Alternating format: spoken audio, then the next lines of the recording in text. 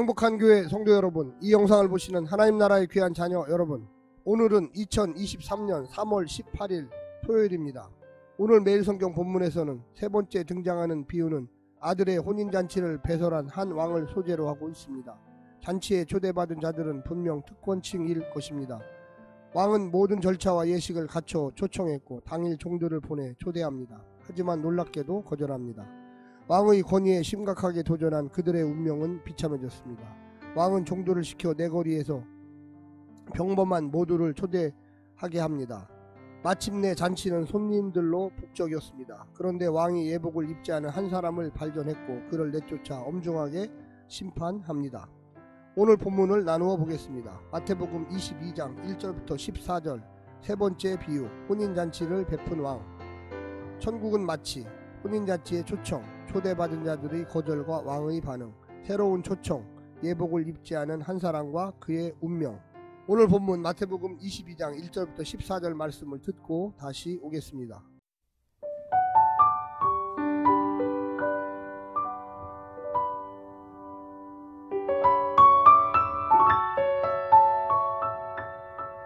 마태복음 22장.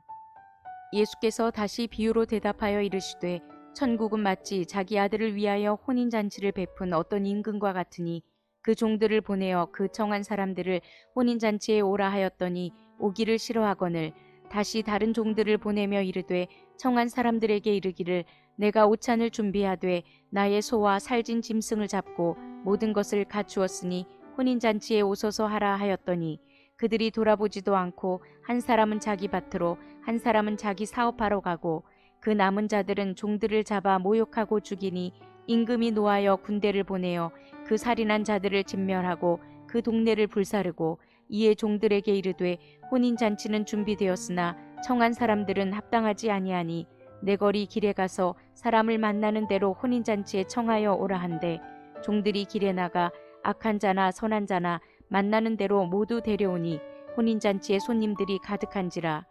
임금이 손님들을 보러 들어올새 거기서 예복을 입지 않은 한 사람을 보고 이르되 친구여 어찌하여 예복을 입지 않고 여기 들어왔느냐 하니 그가 아무 말도 못하거늘 임금이 사환들에게 말하되 그 손발을 묶어 바깥 어두운 데에 내던지라. 거기서 슬피 울며 이를 갈게 되리라 하니라. 청함을 받은 자는 많되 택함을 입은 자는 적으니라.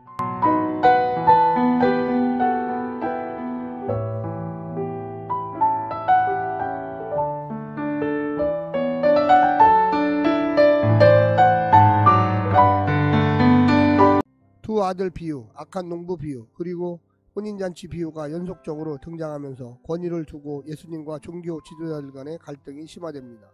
첫 번째 아들, 농부들, 초대받은 자들은 모두 권위를 거절한 자들로 예수님이 가져오신 하늘나라에서 종교 지도자들을 대변하고 있습니다. 그들의 특권과 권위는 전부 박탈당할 것입니다. 그리고 예상 밖의 대상들이 은총을 누리게 됩니다. 본 단락은 누가복음 14장 15절부터 24절과 평행하나 11절과 14절은 마태복음에서만 등장하는 마태의 자료라고 할 수가 있겠습니다. 오늘 본문을 세 부분으로 나누어 자세히 설명드리겠습니다. 첫 번째, 혼인잔치 초청의 특권을 거절하다. 천국은 혼인잔치에 초대된 상황에 비유하고 있습니다. 성대한 잔치를 준비하고 초대합니다. 초대받은 것 자체가 얼마나 큰 영광입니까? 그러나 각양 핑계를 대며 거절을 합니다. 도리어 초대장을 주러 보낸 종들마저 죽여버립니다. 이는 혼인잔치와 초대한 임금을 모욕한 일입니다. 이스라엘이 하나님께 행한 일이 이와 같습니다. 포도원 비유와 다를 바 없습니다. 신랑을 버리고 떠난 이스라엘에게 아들 예수님을 메시아로 보내서 혼인잔치에 초대하였건만 그 초대를 외면하며 수치를 안겨주었습니다. 그런데도 하나님은 포기하지 않으시고 간곡하게 부르주십니다. 헛된 명예와 영광을 안겨주는 세상 연회에 기웃거리다가 메시아 잔치의 영광을 잃어버리지 말아야만 하겠습니다. 이 초대에 진지하게 반응하고 있는지를 생각해 봐야만 하겠습니다. 두 번째는 합당하지 않은 자들을 대신 초청하다. 초대하러 보낸 종들마저 능멸했다는 소식을 들은 임금은 더 이상 미련을 두지 않습니다. 그 대신 내거리 길에서 임금의 잔치에는 어울릴 것 같지 않아 보이는 자들을 부릅니다. 이방인들을 부르신 것입니다. 그들은 언약의 외인들이었습니다.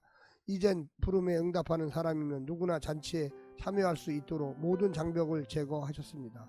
누구든 하나님 나라의 복음을 듣고 반응하는 자들은 환영하였습니다. 따라서 내 기준을 가지고 임의로 행하는 혐오와 배제는 내가 받은 은혜를 망각한 일이고 하나님의 주권을 거스리는 악행이며 나를 하나님 나라에서 스스로 배제시키는 일이 됩니다.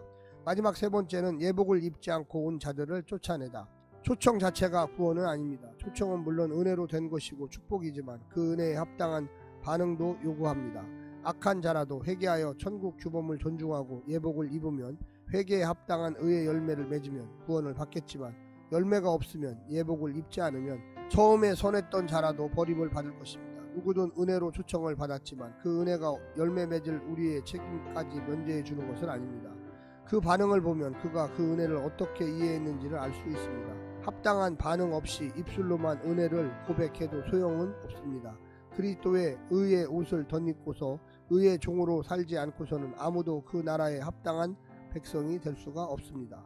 사랑하는 성도 여러분, 예수님의 초대에 꼭 응하시기를 간절히 부탁합니다. 예복을 입고 하나님 나라에 오셔야 합니다.